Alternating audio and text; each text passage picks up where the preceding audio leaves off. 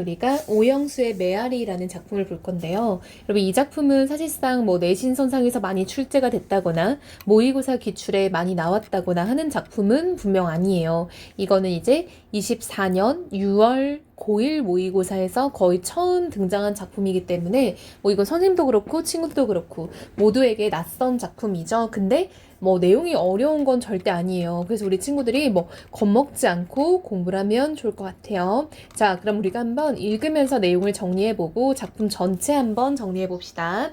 자, 여기 동ля명으로 후미진 골짜기에 억새와 솔가지로 덮은 움막이 하나 보인다.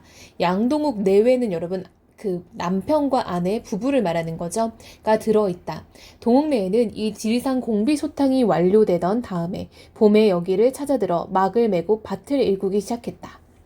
자, 여러분 지리산 공비 소탕이라는 말이 나오는 걸 보니까 좀 시대적 배경이 좀 짐작이 되죠. 6.25 전쟁 그쯤 그 이후라고 볼 수 있겠죠. 피난살이를 부산에서 했다. 아무리 버둥거려봐도 살 수가 없었다. 살아갈 재간이 없었다. 무슨 짓이든 못할 게 없겠으나 할 짓이 할 일이 없었다.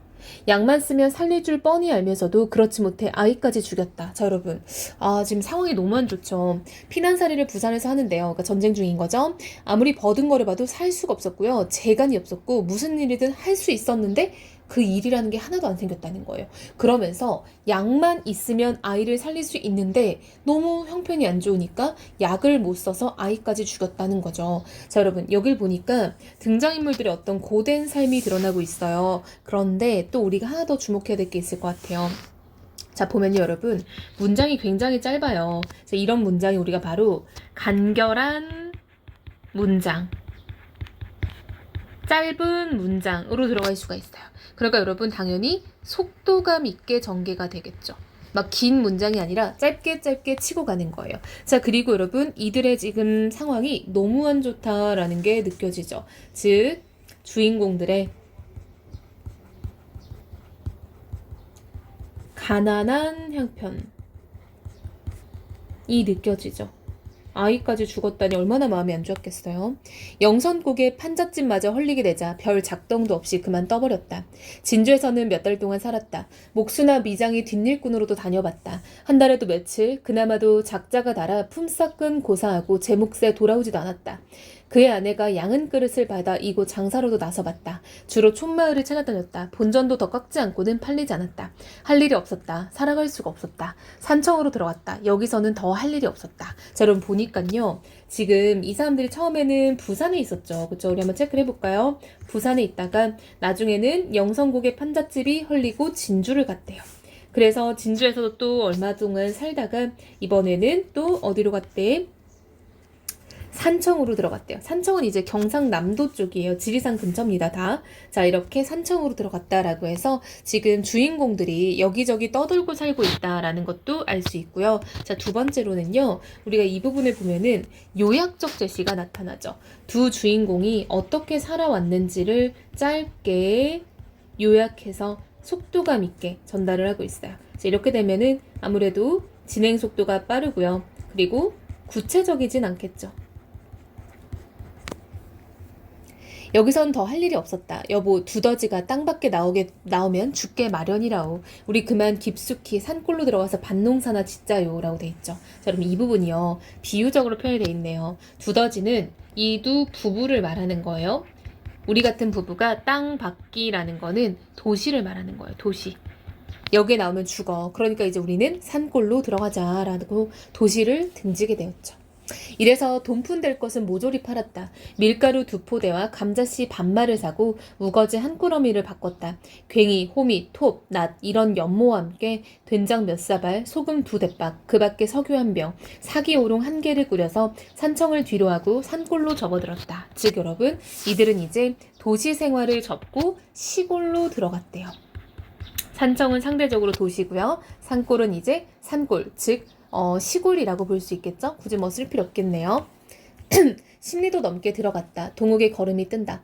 누구나 그래도 살아가는데 누구나 다 사는 세상에서 나만 살지 못하고 이렇게 무인 산골로 쫓겨가다니 하니 동욱은 어떤 패배감 같은 서름이 치밀어 목이 메인다. 라고 해서 여러분 지금 서술자가 등장인물의 내면까지 다 서술을 해주고 있죠. 이런 경우는 서술자가 밖에 있으니까 작품 밖 서술자고요. 그리고 이렇게 등장인물의 내면 심리까지 모두 다 알고 있는 걸 보니 전지적 작가 시점이죠. 그럴수록 뒤따라온 그의 아내가 측은하기도 하고 미덥기도 했다. 지금 여러분, 지금 동욱이는 자기 아내에 대해서 뭔가 좀 연민을 가지고 있죠. 동욱의 아내에 대한 연민이라고 할 수 있겠네요. 어쩔까? 산골은 어디 없이 매 한 가지가 아니겠나? 하고 동욱이 골짜기를 두리번거리자 매 한 가지일 바야 더 들어가요. 길이 막힌 데까지 가보자요. 라고 하는데 여러분 아내는 왜 계속 들어가자 라고 하냐면 최대한 도시에서 멀어지고 싶은 마음인 거예요. 도시에서 멀어져서 단절된 채로 살고 싶은 거예요. 해는 벌써 한나절이 가까웠다. 어느 산구비로 희뿌옇게 강물이 보였다. 먼 발치로 강만 바라보고 무작정 걸었다. 벼랑을 끼고 얼마를 돌아나가자 강은 발밑으로 흐르고 있었다. 물이 얕은 강이었다. 강을 건넜다. 있는 듯 없는 듯한 오솔길을 따라 산기슭을 돌고 몇 등을 넘어 골짜구니로 들어섰다. 들어갈수록 질펀한 골짜기였다. 길 옆에 오직그릇 조각들이 보였다. 동네였나 보지? 그런가 봐요. 좀 더 깊게 들어왔더니 사람이 살던 곳처럼 보이는 게 있나 봐요. 하잘것없는 이 오직그릇 조각들이 이날 이 두 내외에게는 먼 조상의 무덤이나 찾은 것처럼 가슴이 설레고 반가웠다. 자, 여러분 이들의 내면 심리를 알려주고 있죠.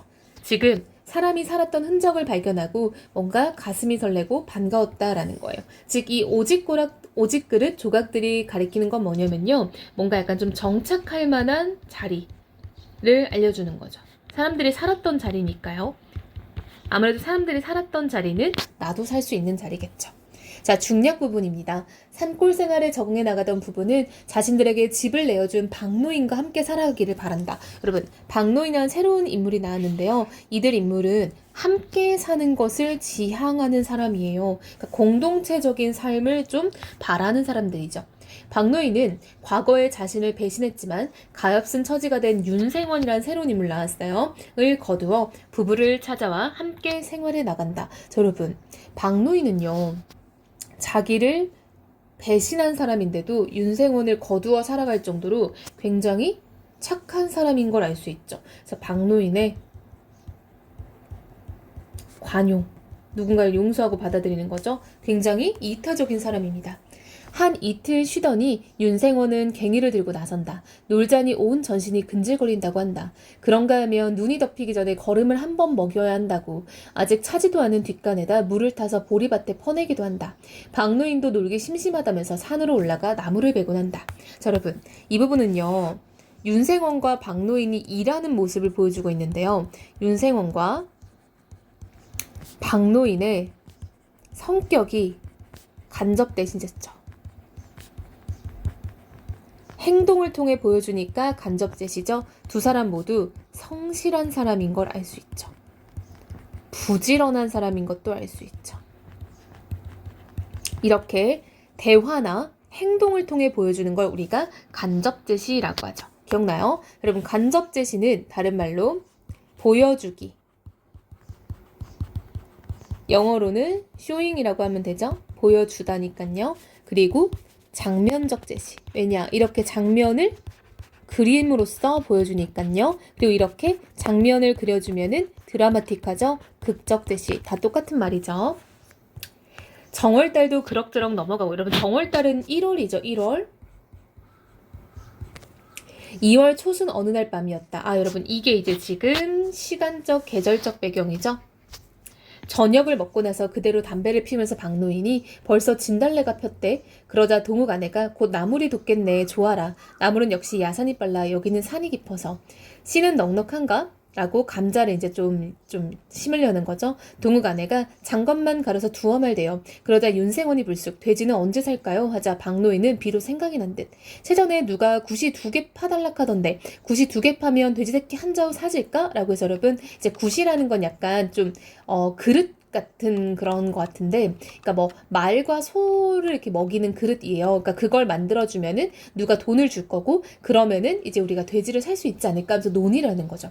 그러다 윤생원이 또 안 되면 도끼 자루하고 도리깨 살도 다 내지, 나도 산나물 나면 여 내다 보탤래라고 해서 사람들이 이렇게 좀 돈을 모아서 우리가 돼지를 한번 사면 어떨까? 이런 걸 지금 논의하는 과정인데요. 굉장히 여러분 좀 그래 사는 맛이 있어 보이죠. 그러니까 복닥복닥한 맛. 즉 모든 등장인물들은 사실 힘들게 여기 모인 사람들이잖아요. 근데 등장인물들이 앞으로 살아나갈 삶에 대해서 지금 서로 고민하고 머리를 맞대는 거죠. 자, 삶에 대해서 고민하고 노력하는 모습을 보이죠.